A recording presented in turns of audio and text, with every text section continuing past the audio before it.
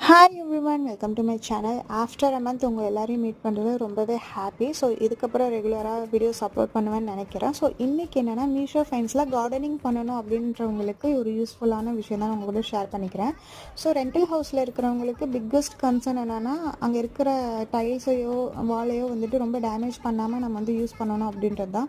So அதனால தான் வந்துட்டு இப்போ செடி வைக்கணுன்ட்டு ஒரு ஆசை இருக்குது. ஸோ அதை வந்து நம்ம ஆசைக்காக செடி வச்சாலும் ஹவுஸ் ஓனரோட அந்த ப்ராப்பர்ட்டியை வந்து டேமேஜ் பண்ணக்கூடாது அப்படின்றதுக்காக இந்த கிராஸ் மேட்டும் அப்புறம் ஸ்டீல் ஸ்டாண்ட்ஸும் ஆர்டர் பண்ணியிருந்தேன்.